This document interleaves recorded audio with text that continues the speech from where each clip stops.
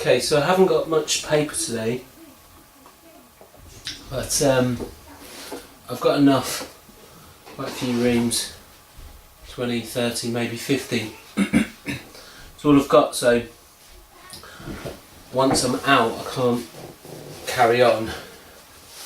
Well, not in this video, because it can only be done on sheets of plain paper, not lined paper or any other coloured paper or any other size. It has to be A4 sheets of paper. But anyway, I'll take that slowly, and I wanted to show you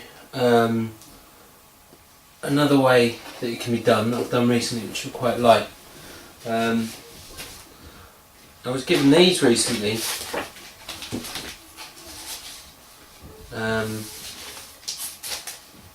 by someone at work.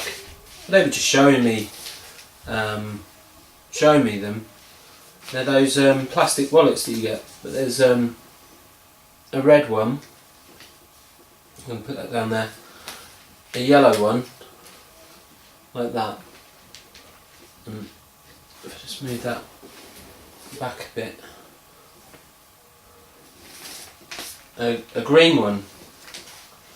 Oh, it's about to fall. Right, let's line them up a bit more neatly.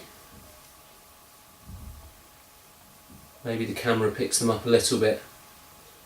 Anyway, I was given them, and I think they're for people who have difficulty seeing on white paper. So you put your paper inside the punch pocket, like this, and if there's some writing on it, then you can see it better. So there's a trick to this, isn't there? So you go like that. I'm sure other people have other tricks, but once it's in, you just push it home. So you can see that also when the paper goes in, it looks different, richer maybe. I don't like it as much with the paper in, actually. But I'll draw whilst these three things are there, these three coloured plastic wallets. I quite like them. I'm sure you can get them, well, I know you can get them in shops now. I hadn't seen them before, I hadn't gone looking, but when I was in a shop the other day, a stationer's, I saw a whole pack of them. I can't remember what colours, but I think there was a blue as well, and there might have been some others. I presume there is a blue, and maybe I'll try and get the other colours from the people at work.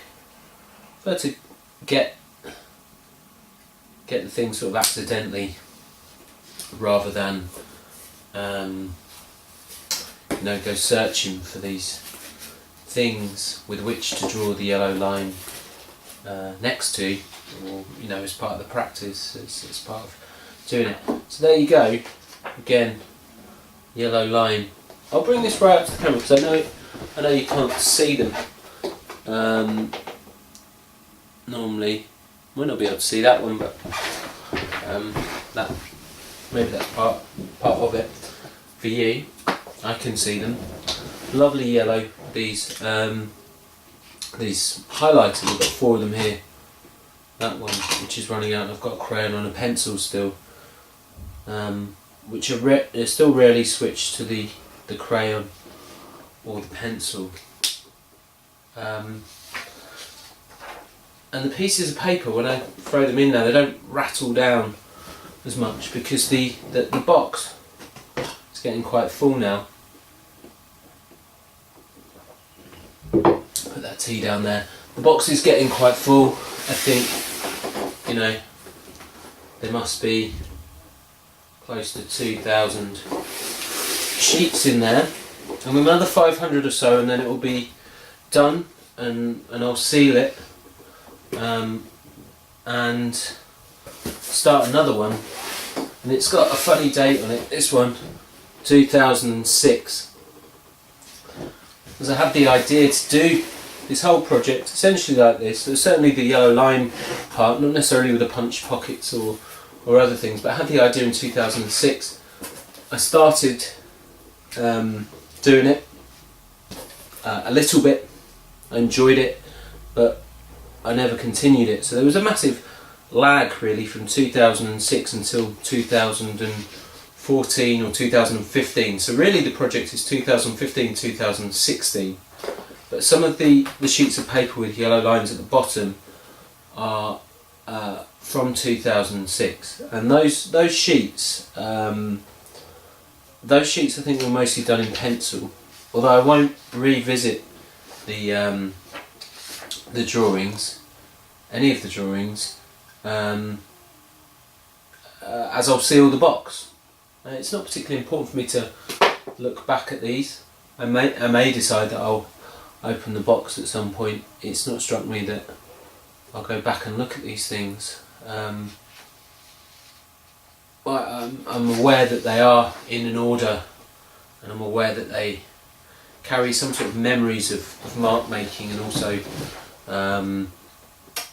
patterning, certain patterns, certain atmospheres I suppose. Can't remember whether I've made one of these videos at night, but I've certainly drawn the yellow lines at night, so that's affected the mood of me. It's daytime here and it's raining, so it feels a bit dark, but it is daytime, about 1 o'clock, the 2nd of January 2016. And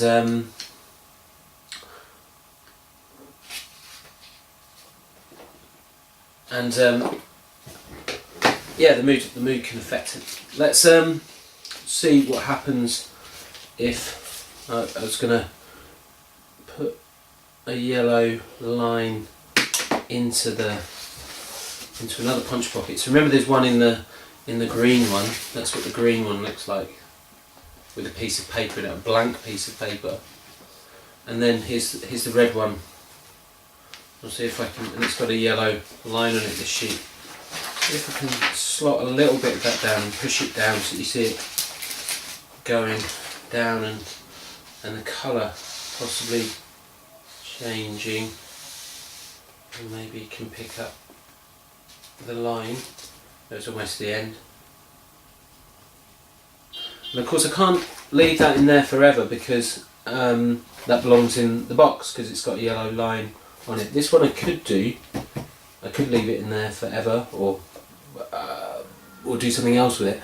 This piece of paper in here has to go in the box, and I'll remember to do that. I remember to do that essentially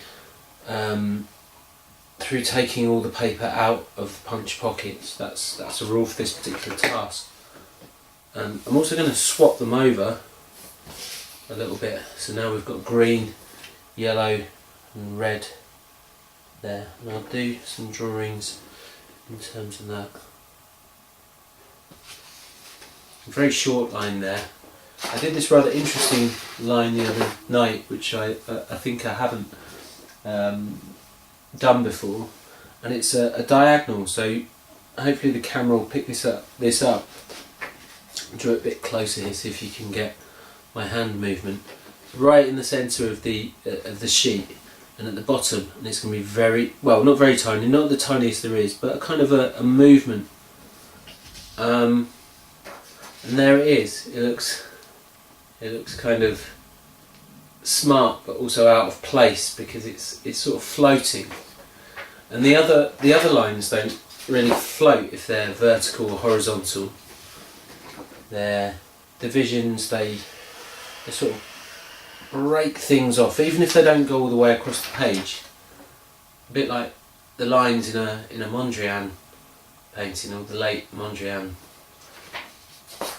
paintings, with all the fields or the divisions between things, where they're quite meshed, so there's no escape for the colour through the black lines that he uses, where he puts colour inside the black line, or maybe he's putting a black outline around some colour. But I tend to think of it more as he's what I'm looking at, not necessarily the way he made them, but that he's got a kind of a black and white set of fields, and then he fills them in, like you might do on Paint or Photoshop. You just press the fill button and it fills it up with those bright yellows and reds and blues that he uses. I think those are the three colours he uses. There's also, of course, I think, which I've shown you before, if you're watching the other videos, the diagonal that I normally do, if I do a diagonal, which sort of goes right across the page and divides it in half, or at least is going towards dividing it in half, bigger than the one I showed you earlier. And again, it works more of a division than a kind of floating mark. Not too keen on the floating marks for these. It seems perhaps it's a more abstraction, as if there's no system to it. And I won't do too many more diagonals anyway, because I don't like them. They remind me of heraldry, or for some reason. Whereas these, you know, like they're symbolic.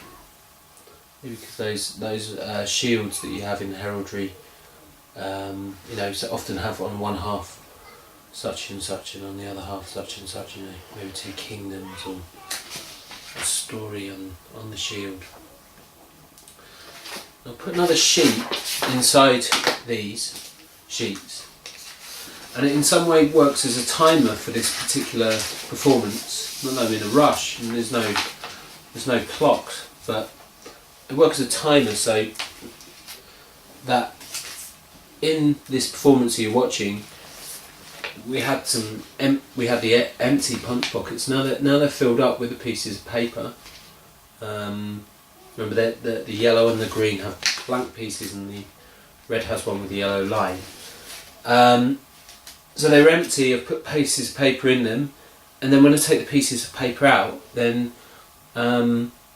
that's this session done. I'm not really sure if the camera will pick this up, but I want to sort of lay them in my sort of outside of my close vision. I'm putting them down there, and again I might change the order, but so I can see completely them in space, spaced out without anything being covered up. So I've got the red one, that's the one with the yellow line in it, green and yellow, and I'll mix in another kind of performance. We'll do 3 on the trot, very fast. 1, when I say very fast, I have to get that sheet off the pile. That slows me down. I don't want to be so frantic that I'm sort of pushing paper off the table. That one's not really very straight. I always find those a bit disappointing, but I think it's done. It looks a little bit like an attempt at you know, a cross between a diagonal and a horizontal, but it's not. It was just meant to be a horizontal. And of course they always will be horizontal, because they're, in my mind, they're portrait. They're never landscape. I might put them in upside down or in some sort of way, and you might consider that this is the back and this is the front and so on. But I've made no decision on that so far, and as I said, I'm not likely to look at them. Well, I suppose I am likely to look at them because I have them, but I'm not. That's not my first first intention. So I'm going to take this green one out. I suppose we can put it there, and then we know that one's done. I've got the piece of paper which, as you can see, hasn't got the yellow line in it, and I'll draw on that in a second. Then I'll move the yellow and the red here, switch them over, even turn them landscape for a while. Move towards this using a crayon, which take a lot more effort. It's a lighter kind of yellow, but it's lighter at the same time, sort of tangier. It's a kind of, it's got hints of being burnt, kind of burnt Spanish sun that you get in southern Spain. doesn't make that rattle anymore. So when I get the new box, when I've done these next 500, then the paper, I guess it's something to do with its hollowness or the echo of the amount of space. It will rattle down to the bottom and make that sound again. At the moment they fit nicely because they haven't got very far to drop down.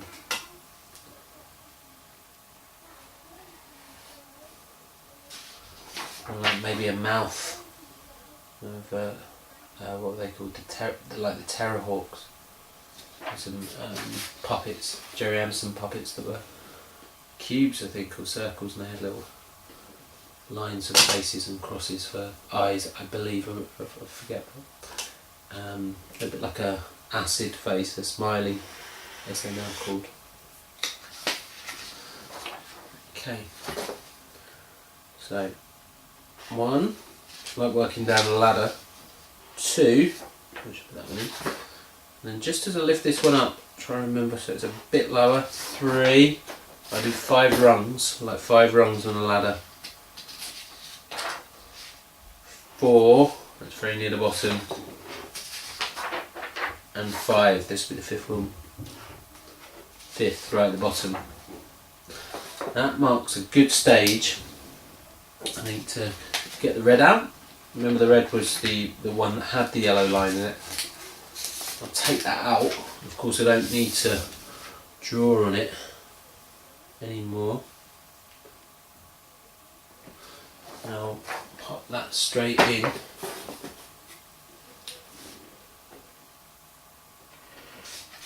Just do a few more. Feeling the space, feeling where they should go.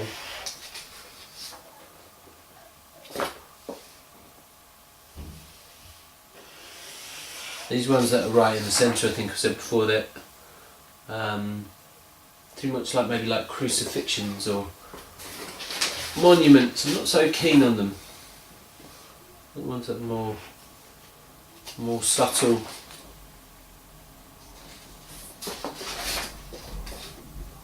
More sort of like Malevich. Just a shifting away from the white. I mean, in a way, maybe the white is as important as the yellow in these drawings. And it was interesting. I did the same sort of exercise last night, and I was thinking that, you know, we could say that these punch pockets act as a timer. To tell me when to stop doing the yellow line drawings, but it could be, in fact, that the yellow line drawings act as a kind of timer to the punch pockets, and that the punch pockets are really the performance. So that there are lots and lots of performances that really aren't yellow line drawings, perhaps, that are something else, like, you know, like the punch pockets in this case. Obviously that throws into, you know, the question up of when I do this, when I do this without anything else there, then surely it must be the yellow line. Well, that's what I'm concentrating on, at least. The video camera as well is going to run out of battery soon, I believe. It just had it on like half charge or quarter charge, so that's going to work as a timer. I was too lazy to plug it in, but I also thought that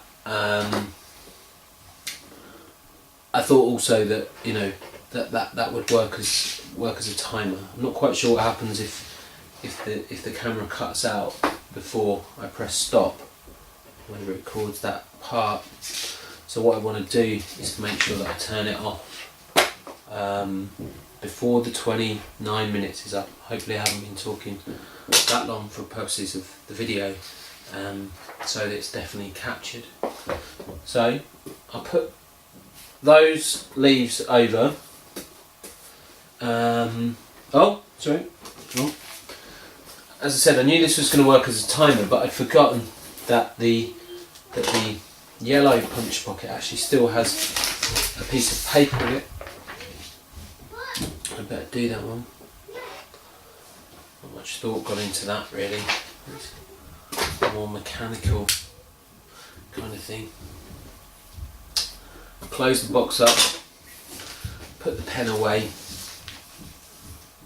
3 punch pockets in front of me, and that marks the end of that session of the yellow lines.